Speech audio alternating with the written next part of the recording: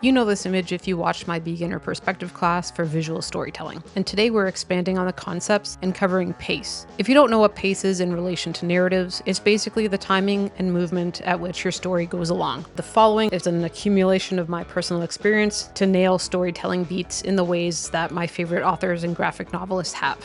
So now, let's slow things down and take a look at how to pace your work. From a narrative standpoint, here are two completely different, still both critically acclaimed writers. Reading through their sentence structure, despite the fact that they're both descriptives of human beings within a natural environment, the sense of rhythm within each text is jarringly different. And zooming out to the scope of their novels and how much time they give to each motion, scene, and chapter set incredibly different parameters of how the stories are delivered to and absorbed by the audience. In this, we can see that pace is not some kind of standalone feature in your work that you paste on afterwards to make the engine run, but rather it is woven throughout your work as the threads that bind the story structure together. For graphic novels, let's take the comparison of The Hard Goodbye and Blankets. But let's just look specifically how weather is treated. Miller cuts to the chase of how a rainstorm appears, using only two chunks of the page to define the event, and then zooming out for additional environment establishment and coming back in to help us make out a figure that's working hard against the elements. The exposition is literally relegated to the side, and this acts as like the breathing room that's contrasted against the aggressive silhouettes expertly defined through positive and negative space. Vengeance is not a stroll, it's an intense and gritty race to exact it, which flies in total tonal contrast to something such as Blankets, where the main character meanders through the storyline, centering on the coming-of-age trope of first love that, oddly enough, in my eyes, disrupts Craig's center more than any possible way Marv could have been pushed. So what does this really have to do with pace? Thompson draws out and lingers a lot, focusing at times on a type of frame-by-frame telling of each ache, tenderness, or vacancy that's trying to be conveyed, contributing to the book's length, clocking in at nearly 600 pages. And Marv just doesn't have time for that.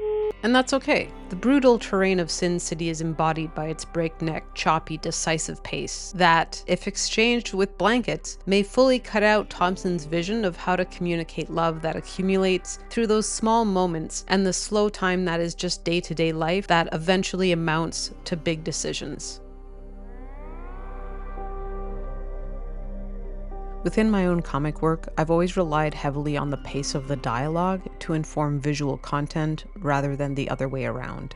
Nothing I do is without intention, and every frame is a conscious choice. So to pick up from where we left off, I'll extend the story from the work on establishing shots and break down different ways this dialogue can be used to create pages, and I'll show you how each approach has its own distinct motion and brings up questions of how you want your story to be told. For our first investigation, I'm going to imagine this more as a picture book style, where every page contains a lot of information on both sides. But first I'm going to edit our past establishing shot into a vertical format, which you can see sort of changes the tone of the introduction. It feels a little bit more steep of a perspective. These types of books are the ones I loved so much as a kid because they contained an extraordinary amount of detail for me to linger upon in the page after grabbing the initial text narrative. This doesn't mean I completely ignore how I deliver the text across the page though. I'm very cognizant of the verbal beats within my head and manage the pace by splitting up the first section, which is going to lead the viewer into the large scope of the scene. The lower corner follow-up is going to be kind of an iteration of the feelings I'm going to generate through the drawing, and also it acts as a type of leading question that proposes this character's journey is about to begin. For this shot, I wanted the emptiness encapsulated through the character's slump to suggest despondency, and at a camera level suggesting how low and small they are feeling after such a discovery. Having the back to the camera further solidifies this sense of isolation and has us more in a fishbowl-like scenario, watching helplessly as our character sits in despair. I'm really not afraid of using visual tropes or cliches like light streaming in through the window to highlight something, which is something like a really obvious first step, at least in my opinion. And I do think that there are tons of ways to be more visually innovative here, but with this story I'm not really looking to reinvent the wheel. And the sunstream is good here, not just in highlighting the character as the pivot point around which the story turns, but also the fact that it's a gorgeous day for such a crap thing to have occurred.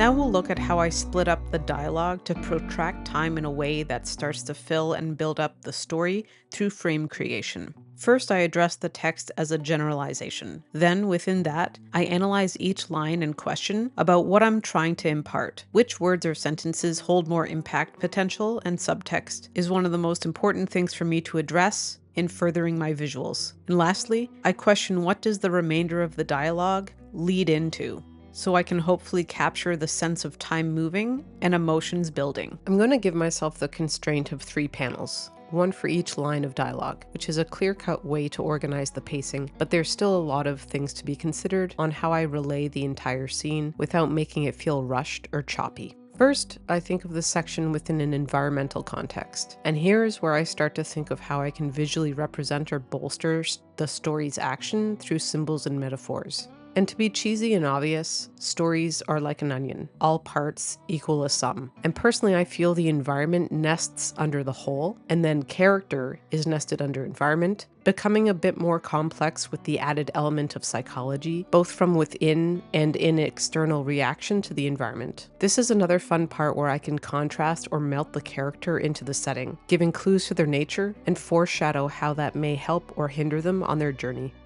The last layer I consider is character-based, and how the dialogue is transcribed through expressions and physical actions, considering at the same time the basic ways in which I can use the camera for focus, emphasis, and subtext. The last aspect is how the frames themselves interact with one another, which is more apparent here when I set the base color. I decided on this angled cut to echo the leaning cookbooks on the counter and eliminate space for the second character panel to give the feeling of the world shrinking and crushing them, a feeling that I personally have when experiencing an anxiety attack rising up, which feels very confining and physically restricting. And then from this angle, I kind of made a river to an overhead big picture. It was intentional to have the kitchen corner line up to a greater expanse, kind of like how the mouth of a water channel opens to bigger bodies of water. This helps the viewer draw back, but can also imply things like dissociation, isolation, disturbed quiet, or processing reality of the last thing that this character ever wanted to experience again.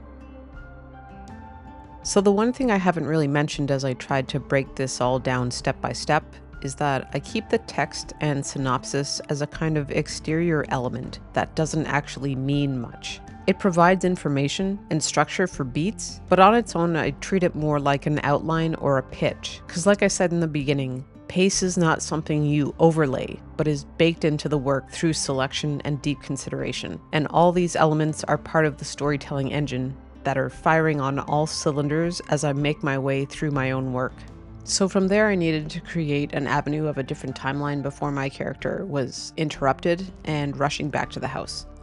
I started with them doing tasks like chopping wood, which indicates a number of things, such as where and how they live, and the frame pulls in and then cuts immediately to my character tearing through the forest path, which in and of itself creates a sense of urgency, having abandoned their daily tasks for something out of nowhere, which we are still gathering information about. And it was at this point where I thought, well, how am I going to get the character to run back? I could just have easily made the character work their way through the day's tasks, coming home to an empty house. This definitely sets up the mystery still, but doesn't quite have the panicked feeling that I want right up front. Then I thought maybe it's good to use noise or sound to create some kind of link here that would be an additional layer in the story to resolve or end up being a crucial part of the character's road to find his family again.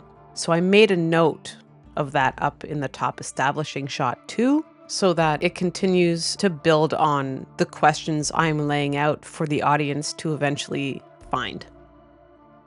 Creating panels and frames that are in close time relation to one another is how you can make the rhythm pick up and show the impact of arrival or departure, which can also be accentuated by lighting situations. So continuing to create the rush before they approach the door, we have a pullback shot past the vegetables in the garden, but these vegetables are going to be wilted. So something's off. And here I'm reiterating abandonment, middle of task desertion, and then a callback to the previous 3-frame idea where the character has a pause on the counter, leaving off the final thumb with the stove still active, and possibly having the final page just have the impact of the words itself, backed up by rush and confusion that we just witnessed in all these drawings. And once I have all these main sort of indicators of what I want the frames to look like, I can now select my thumbnails and see how they might weave together visually in a single page. And this has everything to do with personal style. And I use gutters and spacing for emphasis and very selectively. So here I'm blending my first 2 thumbs together so I can get a kind of mock zoom effect. But the second page is important to show the character performing action and to increase the pace for the audience to feel that urgency. And to do so, I changed the point of view 3 times, making sure to keep each one of them distinct, but also within each frame I warp the perspective of the character just a little bit more to reflect that kind of overwhelm, which also quickens the pace until they're stopped in the woods path by how strong the sound is. And this stop, start, slow burn, fast action back and forth is what keeps your story boat afloat, taking the reader or viewer along with you. Ultimately, these are just some of my own thoughts and best practices that work for me. I'd love to hear how you pace out your own stories or what kind of rhythms in writing and comics you personally enjoy. Hope this was helpful. Thank you for watching, and I'll see you later.